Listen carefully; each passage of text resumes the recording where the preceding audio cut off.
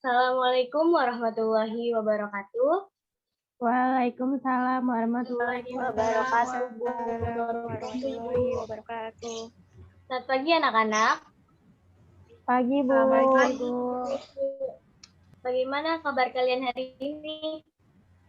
Alhamdulillah, baik Ibu, luar biasa. Alhamdulillah. Bagaimana kemarin liburannya? Pada kemana? Nggak kemana-mana kan? Biasa, Di rumah Bu. aja. Di rumah aja.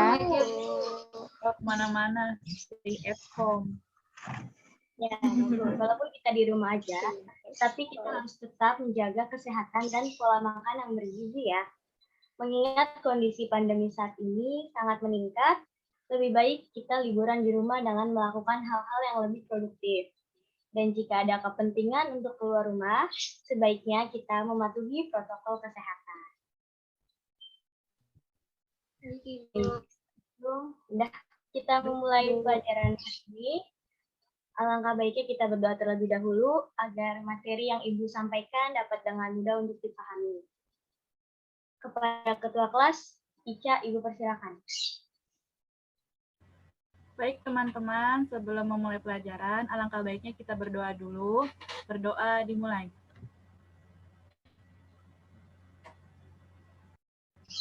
Berdoa selesai. Baik, terima kasih kepada Ica. Sebelumnya Ibu ingin absen terlebih dahulu ya anak-anak. Putri Indasari, Hadir, Bu. Dwi Antika, Hadir Ibu. Ica Nurul Oktaviani, Hadir Ibu. Nurulita Trihandayani. Hadir Ibu. Baik, semuanya hari ini pada hadir ya. Ibu minta tolong kepada Nurulita untuk share screen. Baik Ibu.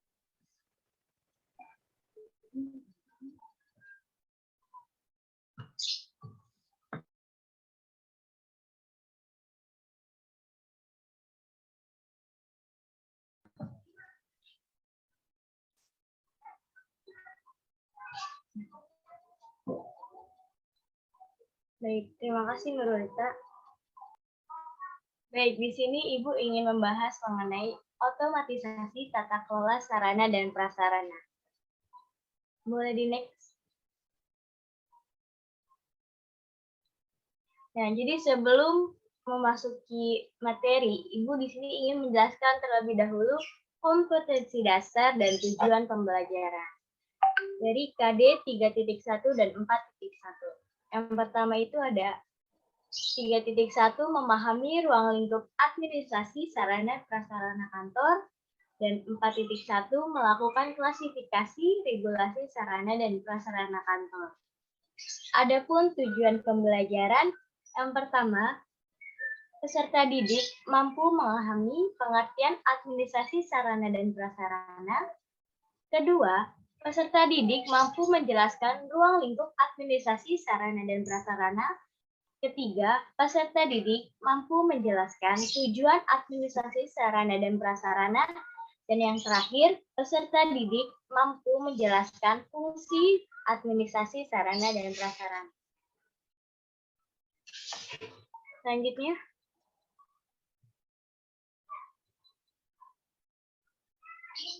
di sini ada pengertian administrasi. Terlebih dahulu, Ibu ingin bertanya, apa yang anak-anak ketahui tentang administrasi? Silakan yang ingin menjawab. Catatan, Bu, catatan. Baik, Putri. Selanjutnya. Saya, Bu, saya. Surat Bu. Ya, baik, Dwi. Surat menyurat. Saya, Bu. Mengetik, Bu. Ya, baik. Boleh di next. Benar ya yang dikatakan oleh Putri, Dwi, dan Ica. Jadi administrasi menurut mereka dalam arti sempit yaitu catatan, mengetik, dan surat menyurat. Selanjutnya Nurulita. Ya, di sini ada pengertian menurut Delian G. Administrasi ini terbagi menjadi dua, yaitu dalam arti luas dan administrasi dalam arti sempit. Sebagaimana yang telah tadi Fitri, Dwi, dan Ica jawab, itu termasuk administrasi sempit ya. Dan di sini Ibu akan menjelaskan administrasi dalam arti luas, yaitu serangkaian kegiatan yang dilakukan oleh sekelompok orang dalam suatu kemitraan untuk mencapai tujuan tertentu. Lalu, sedangkan dalam arti sempit, kegiatan yang meliputi catatan, surat menyurat, pembukuan ringan, mengetik, agenda, dan sebagainya. Betul ya yang dikatakan oleh Putri, Dwi, dan Ica. Baik, next slide. Sarana dan prasarana. Ya, di sini Ibu ingin bertanya kepada Nurulita. Apa itu sarana dan prasarana menurut pendapat kamu? Sarana itu adalah segala sesuatu yang dapat dipakai, sedangkan prasarana itu yang penunjang utamanya, Bu. Betul yang dikatakan oleh Nurulita. Bagaimana menurut Kamus Besar Bahasa Indonesia, sarana adalah segala sesuatu yang dipakai dan sebagai alat dalam mencapai maksud atau tujuan perusahaan ataupun organisasi.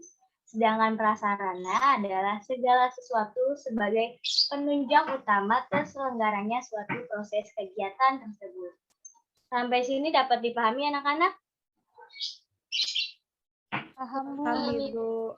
Bisa Ibu paham.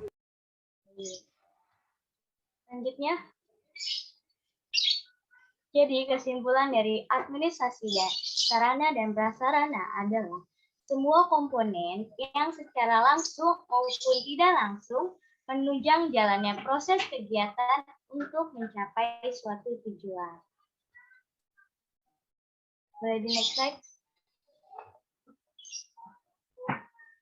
Nah, selanjutnya di sini ada ruang lingkup administrasi sarana dan prasarana. Jadi yang pertama di sini ada peralatan atau perlengkapan kantor. Peralatan atau perlengkapan kantor ini adalah barang-barang yang digunakan untuk menghasilkan suatu pekerjaan yang diharapkan di kantor. Lalu yang kedua ini ada mesin-mesin kantor. Mesin-mesin kantor ini adalah sebuah alat yang dipergunakan untuk menghimpun, mencatat, dan mengolah bahan-bahan ataupun data dalam suatu pekerjaan tata usaha. Yang ketiga ada mesin komunikasi kantor. Mesin komunikasi kantor di sini yaitu sarana kantor yang digunakan untuk melakukan komunikasi, baik di lingkungan organisasi maupun di luar lingkungan organisasi. Yang keempat ada perabot kantor atau office furniture. Perabot kantor merupakan sarana prasarana yang menunjang kegiatan administrasi dalam suatu kantor. Dan yang kelima itu ada penataan interior kantor.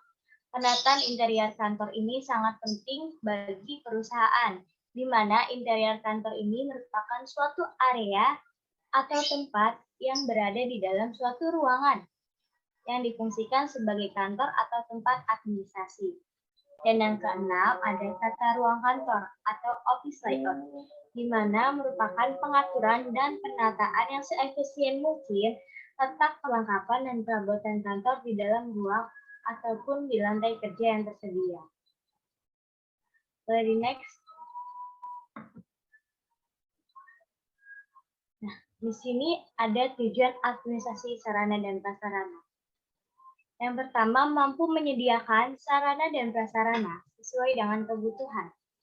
Lalu yang kedua, mampu menyediakan informasi berkaitan dengan keberadaan sarana dan prasarana. Yang ketiga, mampu menyediakan sarana dan prasarana yang siap untuk dipakai ke unit-unit kerja.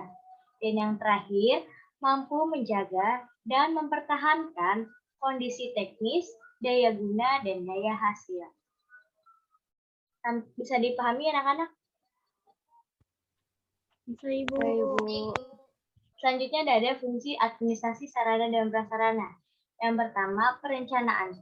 Perencanaan kebutuhan ini meliputi semua barang yang diperlukan, baik yang bergerak ataupun yang tidak bergerak sebagai pendukung pelaksanaan tugas. Lalu yang kedua ada pengadaan. Pengadaan ini adalah kegiatan yang dilakukan untuk menyediakan semua jenis sarana dan prasarana yang sesuai dengan kebutuhan kantor dalam rangka mencapai tujuan yang telah ditetapkan. Dan yang ketiga, ada pemeliharaan. Di dalam fungsi pemeliharaan ini, fungsi pendayagunaan termasuk di dalamnya, yaitu suatu usaha atau proses kegiatan untuk mempertahankan kondisi teknis dan daya guna suatu alat produksi, fasilitas kerja dengan jalan merawat, memperbaiki, dan menyempurnakan. Lalu yang keempat, ada penyimpanan. Di dalam fungsi penyimpanan ini, inventarisasi dan penyaluran termasuk di dalamnya adalah kegiatan dan usaha melakukan pengurusan penyelenggaraan barang persediaan di dalam ruangan. Dan yang terakhir itu ada pengawasan. Di dalam fungsi pengawasan ini, fungsi penghapusan, penyingkiran, atau pengendalian dan rehabilitasi masuk ke dalam fungsi pengawasan. Kegiatan pengawasan ini dapat berupa melaksanakan pengamatan, evaluasi, dan meminta laporan untuk mendapatkan gambaran dan informasi tentang keadaan atau perlengkapan. Boleh di next? Nah, baik. Sekian materi yang dapat Ibu sampaikan. Dapat mudah dipahami atau ada yang ingin bertanya? Dapat dipahami, Bu. Dapat dipahami, Bu. Bagus ya anak-anak. Yang di sini Ibu akan menyimpulkan.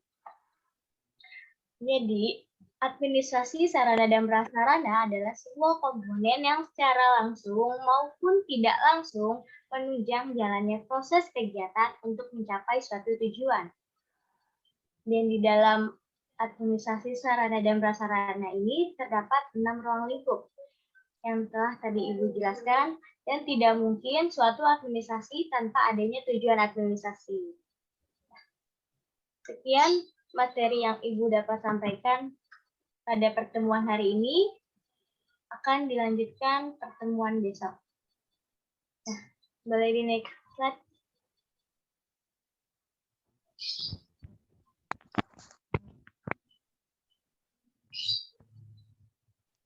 Nah, di sini ada quotes untuk anak-anak ya. Jika kamu tidak sanggup menahan lelahnya belajar, maka kamu harus sanggup menahan perihnya kebodohan. Jadi, jangan malas-malas untuk belajar. Kita harus sungguh-sungguh agar kita dapat meraih masa depan yang lebih baik. Ya, sekian materi dan pertemuan pada hari ini. Semoga apa yang Ibu sampaikan dapat bermanfaat. Kita akhiri pertemuan hari ini dengan membaca hamdalah. Alhamdulillahirrahmanirrahim. Sekian materi yang Ibu dapat sampaikan. Kurang lebihnya mohon maaf. Wassalamualaikum warahmatullahi wabarakatuh. Waalaikumsalam warahmatullahi wabarakatuh. Terima kasih, Bu. Terima kasih anak-anak.